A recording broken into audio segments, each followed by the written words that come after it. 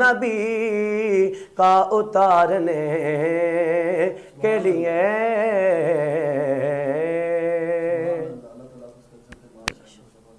پہلے سوال سے کرتے ہیں لیلۃ القدر نام رکھنے کی وجہ کیا ہے اور اس کا پس منظر کیا ہے، یہ آپ تفصیل سے بیان فرما دیں۔ اعوذ باللہ من الشیطان الرجیم، بسم اللہ الرحمن الرحیم، اللہم صلی علی سیدنا و اصحاب سیدنا و مولانا محمد و بارک وسلم وصلی علیہ۔ سب سے پہلے قبلہ سردار نعمان طارق صاحب، آپ کا میں شکریہ ادا کرتا ہوں کہ آپ کے توسل سے یہ ایشیا ٹوڈے نیوز پر مجھے حاضری کا شرف ملا۔ میں دعا کرتا ہوں کہ اس رمضان المبارک کے اس مقدس مہینے میں اور بالخصوص آخری عشرے میں جس میں لیلۃ القدر کی رات کی عظمت کو اللہ رب العزت نے بھی بیان کیا، اسی عظمت کو مد نظر رکھتے ہوئے آپ کو جزائے کبیر عطا فرمائے۔ تو آپ نے جو سوال مجھ سے کیا لیلۃ القدر کی فضیلت کے حوالے سے، تو اللہ رب العزت نے قرآن مجید کے اندر 3 مقامات پر اس لیلۃ القدر کی فضیلت کو بڑے احسن طریقے سے بیان کیا، سبحان اللہ۔ اور یہاں تک کہ اللہ رب العزت نے ایک پوری سورت ہی لیلۃ القدر کی شان کے حوالے سے نازل کی۔ سبحان اللہ۔ سورۃ القدر 30ویں پارے کے اندر سورت نمبر 97 ہے۔ اس میں اللہ رب العزت نے واضح طور پر لیلۃ القدر کی عظمت کو بیان کیا اور بڑی تفصیل سے بیان کیا، اور اس تفصیل کے ساتھ بیان کیا کہ اس میں ہوتا کیا ہے، یہ کتنی افضل رات ہے۔ تو اللہ رب العزت نے قرآن مجید کی اس سورۃ القدر کے اندر، یعنی قدر والی رات، اور اس قدر کے بھی کئی معنی ہیں، ایک اس کا معنی ہے تقدیر، ایک اس کا معنی ہے رحمت والی رات، ایک 1000 مہینوں سے افضل، اور ایک اس کا معنی مفسرین نے لکھا کہ تنگی والی رات۔ اب اس تنگی والی سے مراد بطور مذمت نہیں، بطور رحمت، کیونکہ اسی کے اندر اس کا جواب موجود ہے۔ اور اسی طرح سورہ دخان 25ویں سپارے کے اندر پہلی 5 آیات بھی اسی سورہ لیلۃ القدر کی حوالے سے، یعنی کہ اس عظمت والی رات جو لیلۃ القدر کی رات ہے، اس عظمت کو ان 5 آیات کے اندر بھی بیان کیا، اور اس کے اندر بھی 5 آیات ہیں۔ اور لیلۃ القدر آخری عشرے کے اندر بھی اس کی 5 راتیں بنتی ہیں، 21ویں کی، 23ویں کی، 25ویں کی، 27ویں کی اور 29ویں کی۔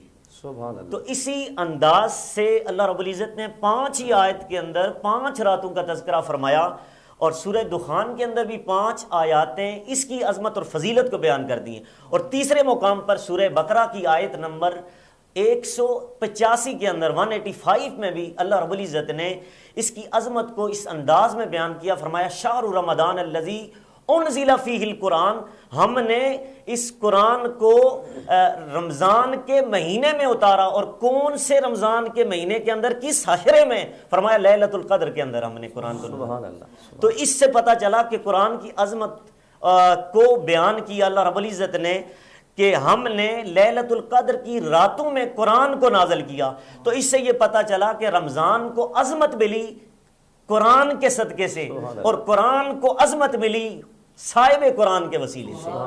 اور قرآن کے اندر کے اس طرح کے مقامات ہیں، لیکن میں اب مختصراً کر رہا ہوں کہ قرآن مجید کی جو فرامین حضور نے بیان فرمائے، اس کے لیے میں آج سمجھتا ہوں کہ آج کے اس پروگرام میں 10 صحیح حدیثیں آپ احباب کے سامنے اور پوری امت کے سامنے بیان کر دی جائیں۔ اگر وقت ملا تو انشاءاللہ میں آگے بیان کروں گا، لیکن قبلہ نعمان صاحب، سب سے پہلے میں نے لیلۃ القدر کی فضیلت پر پوری 5 آیتوں والی آیت سورت اللہ رب العزت نے 97 نمبر اس کا نمبر ہے 30ویں پارے کے اندر موجود ہے۔ اس میں اللہ رب العزت اس کی عظمت کو اس انداز میں بیان فرماتا ہے، رب فرماتا ہے انا انزلناہ فی لیلۃ القدر، بے شک ہم نے لیلۃ القدر، قدر میں ہم نے قرآن کو نازل کیا۔ سبحان اللہ، سبحان اللہ۔ تو وہ کتنی عظمت والی رات ہوگی قدر والی، کہ جس کی عظمت یہ ہے کہ جس میں قرآن اترا ہے، اور قرآن اترا 23 سال 4 ماہ 10 دن میں میرے مصطفیٰ کریم کے سینے پر اترا ہے۔ سبحان اللہ۔ اور اس کی عظمت یہ ہے کہ یہ قرآن کے اترنے والی رات ہے۔ اس کی عظمت کیا ہے؟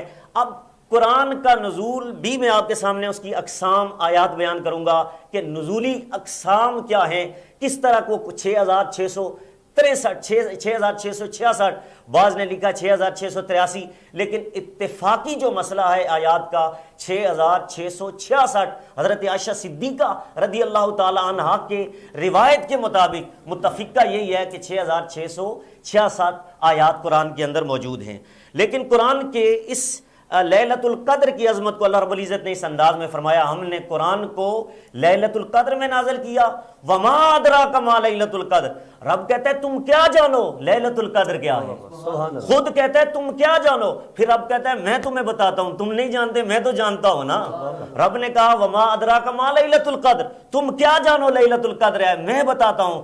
رب فرماتا ہے لیلۃ القدر خیر من الف شہر، میں بتاتا ہوں احکم الحاکمین، کیونکہ سارے دنوں کو، سارے لمحات کو عظمت میں نے ہی عطا کی ہے، تو میں ہی بتا سکتا ہوں کہ اس کی عظمت کیا ہے۔ رب نے فرمایا 1000 مہینوں سے افضل رات تمہیں میں نے آخری عشرے کے اندر عطا کر دی۔ سبحان اللہ، لیلۃ القدر کی رات 1000 مہینوں سے بھی افضل ہے۔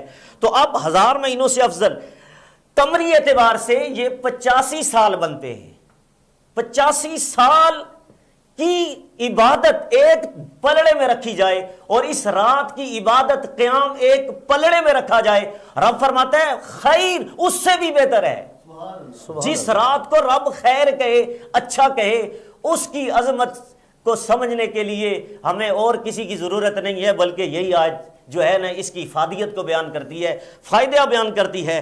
تو اس لیے اللہ رب العزت فرماتا ہے کہ یہ 1000 مہینوں سے افضل ہے۔ اور آگے اللہ رب فرماتا ہے وما تنزل الملائکہ، اس رات میں ہوتا کیا ہے؟ رب فرماتا ہے تنزل الملائکہ والروح، کہ سارے فرشتے اس میں نازل ہوتے ہیں۔ اتنے فرشتے نازل ہوتے ہیں، جیسا کہ سٹارٹ میں نے ایک پوائنٹ اٹھایا تھا کہ قدر والی رات ہے، تنگی والی، اتنے فرشتے اس میں نازل ہوتے ہیں۔ حدیث صحیحہ کے اندر آتا ہے کہ زمین تنگ پڑ جاتی ہے۔ سبحان اللہ۔ تو یہاں قدر سے مراد تنگ والی رات، تنگی والی رات، یہ مراد ہے کہ رحمت والے فرشتے زمین پر آ کر عبادت اور ریاضت کرنے والے، قیام کرنے والے لوگوں کے ساتھ سلام پیش کرتے ہیں، ان سے ملاقات کرتے ہیں، ان کی زیارت کرتے ہیں۔ اب یہاں پر یہ ایک نقطہ میں بتانا چاہتا ہوں، جس طرح 1.25 لاکھ نبیوں میں جب نبیین کا لفظ آتا ہے یا رسول کا لفظ آتا ہے، یہ جمع کا صیغہ ہے، تو اس میں میرے نبی کی ذات بھی موجود ہوتی ہے، ذات بھی، رسول میں میرے نبی بھی موجود ہیں اور نبیین میں بھی میرے نبی موجود ہیں۔ اب یہاں پر لفظ ہے تنزل الملائکہ، کہ ہم نے اس رات میں فرشتوں کا نزول کرنا ہے۔ اس رات میں ہوتا کیا ہے؟ فرشتے نازل ہوتے ہیں، اترتے ہیں۔ اس فرشتوں میں جبریل تو موجود تھا، لیکن رب نے پھر والروح کہہ کے اس کو مخصوص کر دیا، تعمیم کے ساتھ تخصیص لگا دی۔ پہلے تعمیمی حکم تھا تنزل الملائکہ، اس میں جبریل امین بھی تھے، اس میں میکائیل بھی تھا، اسرائیل بھی تھا، اسرائیل بھی تھا۔ 1.25 لاکھ جو نبی علیہ الصلوۃ والسلام انبیاء کرام کے زمانے میں جو فرشتے ان کے پاس آتے رہے، جو تقدیر کے اندر رکھے گئے، کیونکہ قدر کا معنی ایک تقدیر بھی ہے، تو اس لیے سارے فرشتوں کا الگ سٹیٹس ہے۔ لیکن تنزل الملائکہ میں جبریل موجود تھا، لیکن رب نے خاص اس آیت کو یہ فضیلت عطا کی۔ رب نے کہا ہم نے وہ جبریل جس کے 600 پر ہیں، ایک پر میں اتنی طاقت ہے، اگر ایک پر سے زمین و آسمان کو اٹھانا چاہے تو اٹھا سکتا ہے۔ وہ جبریل جب قرآن کو اٹھاتا ہے، قرآن سے پہلے جو کتابیں نازل ہوئی، تورات، انجیل، زبور۔ اب تورات کے بارے میں ہم تاریخی پس منظر دیکھتے ہیں کہ اس لیلۃ القدر میں تو قرآن نازل ہوا، لیکن موسیٰ علیہ السلام کے بارے میں قرآن سورہ بقرہ آیت نمبر 51، وَإِذْ وَعَدْنَا مُوسَىٰ 40 لَيْلَةً، ہم نے جب موسیٰ علیہ السلام سے 40 راتوں کا حکم دیا کہ 40 رات آپ عبادت اور ریاضت کریں، ہم آپ کو ایک گفٹ دیں گے، ایک کتاب عطا کر دیں گے۔ تو اللہ رب العزت نے وہ کتاب انہیں عطا کی، تورات۔ اب تورات کی 6 تختیاں ہیں نعمان صاحب، 6 تختیاں تھی۔ اب جبریل امین کو حکم ہوا کہ ہمارے کلیم نے، موسیٰ نے ہماری بات کو سنا، 40 رات عبادت اور ریاضت کی، اب ہم اس پہ خوش ہو گئے اور اب ہمارا فضل ہونے لگا ہے اور ہم اسے کچھ عطا کرنا چاہتے ہیں موسیٰ کو، تو جاؤ تم 6 تختیوں سے دے دو تورات کی۔ حضرت جبریل کی طاقت میں پہلے بتا چکا 600 پر ہیں، ایک پر میں اتنی طاقت ہے، 7 زمینیں 7 آسمان اٹھائے تو ایک پر سے اٹھا سکتا ہے، لیکن 600 پروں کی، نعمان صاحب آپ حیران ہوں گے کہ 600 پروں کی فل طاقت سے جبریل نے وہ 6 تختیاں اٹھائی، 600 پروں کی طاقت سے وہ 6 تختیاں تورات کی اٹھائی، نہ اٹھا سکے، پھر 5 تختیاں نیچے 4 تختیاں 5 کو اٹھایا، ایک نیچے چھوڑی، نہ اٹھا سکے، پھر 4 اٹھائی، نہ اٹھا سکے، 3 اٹھائی، نہ اٹھا سکے، حتیٰ کہ تورات کی ایک تختی جبریل نے اٹھائی، حکم تھا رب کا کہ کلیم اللہ کی بارگاہ میں یہ تختیاں پیش کرنی ہیں، یہ تورات کتاب پیش کرنی ہے، نہ اٹھا سکے۔ رب کی بارگاہ میں عرض کی، مولا تو نے مجھے 600 پر عطا کیے، ایک پر میں تو نے اتنی طاقت رکھی، زمین و آسمان کو اٹھا سکتا ہوں، لیکن 600 پروں کی طاقت سے ایک تختی نہیں اٹھائی جا رہی، وجہ کیا ہے؟ رب نے کہا اے جبریل یہ میرا کلام ہے، وہ زمین و آسمانوں کا وزن ہے۔ سبحان اللہ، سبحان اللہ، کیا بات ہے۔ تو اب جبریل اللہ کی بارگاہ میں عرض کرتے ہیں، مولا مجھے بتا کہ اب میں کیسے اٹھاؤں، حکم تیرا ہے، اس کی تعمیل بھی تو کرنی ہے، کیسے موسیٰ کلیم اللہ کی بارگاہ میں یہ تختیاں لے کر جاؤں؟ تو رب کی آواز آتی ہے، اور کوئی کام نہ کر، صرف ایک کام کر۔ کہا کیا کام؟ کہا فصلی علی حبیب محمد، صرف ایک مرتبہ میرے مصطفیٰ کریم کی بارگاہ میں درود شریف پڑھ لے، جب تو درود شریف پڑھ لے گا 6 کی 6 تختیاں اٹھا لے گا۔ سبحان اللہ۔ حضرات محترم تصور کیجئے وہ درود و سلام، آج نبی علیہ السلام کے بارے میں یہ کہا جاتا ہے کہ وہ مدد نہیں کر سکتے، حالانکہ نسائی شریف کے اندر حدیث نمبر 2325 ہے، میرے نبی نے خود فرمایا انا نستعین برسول اللہ، میرے نبی نے خود فرمایا ہے میرے صحابہ تم مجھ سے مدد مانگا کرو، ایاک نعبد و ایاک نستعین پڑھ کر نبی کے بارے میں یہ کہنا کہ نبی مدد نہیں کر سکتے۔ میں بتانا چاہتا ہوں آج اس ایشیا ٹوڈے چینل کے ذریعے، نیوز کے ذریعے بتانا چاہتا ہوں پوری امت مسلمہ کے سامنے کہ میرے نبی کو اللہ پاک نے یہ شان عطا فرمائی، نبی پر درود بھی مدد کرتا ہے، نبی تو نبی ہے، نبی پر درود بھی مدد کرتا ہے۔ قرآن کے اندر سورہ مائدہ کی آیت نمبر 55 میں قرآن کہتا ہے انما ولیکم اللہ ورسولہ والذین آمنوا، بے شک اللہ بھی تمہارا مددگار ہے، رسول بھی تمہارا مددگار ہے، اور علی بھی تمہارا مددگار ہے، تو سارے ولی بھی تمہارے مددگار ہیں۔ سبحان اللہ۔ تو اس سے یہ میں بتانا بات ذرا تفصیلی ہو گئی، اس لیے میں مختصر عرض کر رہا ہوں کہ ہر دور میں ہر قرآن کی کتاب کا، ہر کلام کا ایک سٹیٹس تھا، اس کا ایک مقام تھا۔ تو جبریل امین نے ایک مرتبہ درود پڑھا، 6 کی 6 تختیاں اٹھا لی۔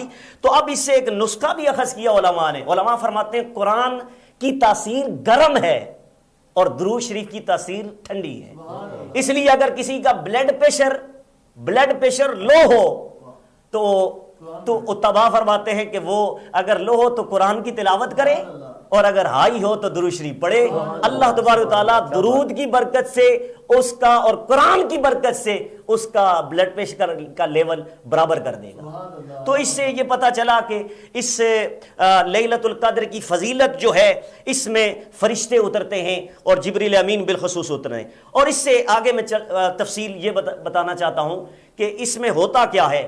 حتیٰ یطلع الفجر کے لفظ موجود ہیں، سلام ہی حتی مطلع الفجر، آگے لفظ ہیں، رب فرماتا ہے سلام ہو یا خطہ، وہ جو فرشتے ہیں وہ زمین پر آتے ہیں، زمین تنگ پڑ جاتی ہے، لیلۃ القدر سورج طلوع ہو جاتا ہے، اور یہاں تک کہ یہ فرشتے ساری رات کو یہ کرتے رہتے ہیں۔ اب ایک حدیث میں ساتھ ہی، کیونکہ لمبا وقت ہو چکا ہے، کہ میرے نبی علیہ السلام نے لیلۃ القدر کی فضیلت کیا بیان کی، تو بخاری شریف کے اندر حدیث نمبر 37 اور مسلم کے اندر حدیث نمبر 1781 اور مشکات کے اندر 1958، 3 مقام پر یہ حدیث موجود ہے۔ میرے نبی علیہ السلام کی حدیث راوی، اس حدیث کے راوی عن ابی ہریرہ تھا، یہ وہ ابو ہریرہ رضی اللہ تعالیٰ نے 7773 حدیثوں کے راوی ہیں، سب سے زیادہ جس صحابی نے میرے نبی علیہ السلام کی روایات نقل کی ہیں اور آگے امت کو پہنچائی ہیں، جن کے وسیلے سے ملی ہیں، وہ حضرت ابو ہریرہ ہیں۔ وہ فرماتے ہیں ان رسول اللہ صلی اللہ علیہ وسلم قال رسول اللہ صلی اللہ علیہ وسلم من صام رمضانا ایمانا و احتسابا غفر له ما تقدم من ذنبی، سبحان اللہ۔ اور آگے لفظ ہے من قام رمضانا ایمانا و احتسابا غفر له ما تقدم من ذنبی، اور آگے تیسرے لفظ ہے من قام لیلۃ القدر غفر له ما قدم من ذنبی۔ اب یہاں پر لفظ ہے کہ جس شخص نے ایمان کے ساتھ اور احتساب کے ساتھ رمضان کے روزے رکھے، اللہ پاک ماضی کے اس کے سارے گناہ بخش دے گا۔ سبحان اللہ۔ احتساب میں بتاتا ہوں، احتساب سے مراد یہ ہے نیت کا ہونا، اور احتساب سے مراد اخلاص کا ہونا، کیونکہ جس عبادت میں اخلاص نہیں ہوتا وہ عبادت مردود ہو جایا کرتی ہے۔ احتساب کے 3 معنی بیان کیے، ایک اس کا نیت کا ہونا، اخلاص کا ہونا، اور ثواب کی طلب رکھنا۔ 3 چیزوں کا نام احتساب ہے۔ اور ایمان کیا ہے؟ ایمان بھی 7 لفظ ہے۔ تو ایمان سنیے، قرآن کے اندر اللہ رب العزت نے 89 مرتبہ اس چینل کے توسل سے میں بتانا چاہتا ہوں، اس امت محمدیہ کو اللہ رب العزت نے قرآن کے اندر 89 مرتبہ یا ایھا الذین آمنوا کہہ کے پکارا، اے ایمان والو۔ یا اللہ یہ ایمان کیا ہے؟ رب کہتا ہے ایمان تو ہے کملی والے سے پیار کرنے کا نام۔ اور بخاری شریف کے اندر جلد 1 صفحہ 7، مسلم کے اندر جلد 1 صفحہ 49، حدیث نمبر 7 ہے، میرے نبی علیہ الصلوۃ والسلام کی حدیث، بخاری کے اندر حدیث نمبر 49 ہے، میرے نبی کی حدیث، میرے نبی نے فرمایا لا یؤمن احدکم حتی اکون احب الیہ من والدہ وولدہ والناس اجمعین، بندہ اس وقت تک مومن ہی نہیں ہو سکتا جب تک پوری کائنات نے اپنے ماں باپ، عزیز و اقارب، سارے خاندان میں اپنی جان سے بھی بڑھ کر مصطفیٰ سے پیار نہ کر لے۔ تو پیار کا نام، ایمان کا نام محبت مصطفیٰ ہے۔ تو یہاں قرآن کے اندر اللہ رب العزت نے 89 مرتبہ ہمیں کہا یا ایھا الذین آمنوا، جبکہ تاریخی منظر میں دیکھیں تو باقی امتوں کو کسی کو کہا یا اہل الکتاب، اے کتابیو، کسی کو کہا یا اہل الفقراء، اے فقیرو۔ فقیر کا لفظ کس کے لیے بولا؟ یا علی المساکین، اے مسکینو، کسی کو کہا اے مسکینو، کسی کو کہا اے فقیرو، کسی امت کو۔ لیکن جب میرے نبی کی امت کی بات آئی، رب 79 مرتبہ 89 مرتبہ کہتا ہے اے ایمان والو۔ یا اللہ تو اسے فقیر کیوں نہیں کہتا؟ باقیوں کو اگر فقیر کہہ رہا ہے اسے بھی فقیر کہہ دے، باقیوں کو مسکین کہہ رہا ہے اسے بھی فقیر کہہ دے، باقیوں کو کتابی کہہ رہا ہے انہیں بھی کتابی کہہ دے۔ رب کی آواز آتی ہے جس امت کو مصطفیٰ عطا کر دیے جائیں وہ امت کبھی فقیر نہیں رہتی، وہ مسکین نہیں رہتی۔ اور بخاری کی حدیث ہے، رب حدیث قدسی ہے، میرے مصطفیٰ کریم خود فرماتے ہیں کہ اللہ رب العزت نے خود فرمایا کہ ربیع الاول کے مہینے میں ہم نے امت مصطفیٰ پر بڑا احسان کیا، مصطفیٰ کے میلاد کی صورت میں ہم نے تمہیں مصطفیٰ عطا کر کے تمہیں غنی کر دیا۔ سبحان اللہ۔ جس امت کو غنی کر دیا جائے اور اسے اتنا امیر کمیر بنا دیا جائے وہ کبھی فقیر نہیں رہتی۔ نعمان صاحب وہ کبھی فقیر نہیں رہتی۔ مفتی صاحب آپ نے بہت تفصیل سے بیان کیا اور بہت مزہ آ گیا۔ علامہ صاحب آپ کی طرف آتے ہیں، آپ مجھے یہ بتائیں گے کہ یہ جو بیعت القدر اس کا پس منظر کیا ہے اور یہ اعظم مسلم کی امت کیوں دی؟ بسم اللہ الرحمن الرحیم۔ جیسے کہ ماشاءاللہ قاری صاحب نے بڑی تفصیل کے ساتھ اور بڑے احسن انداز کے ساتھ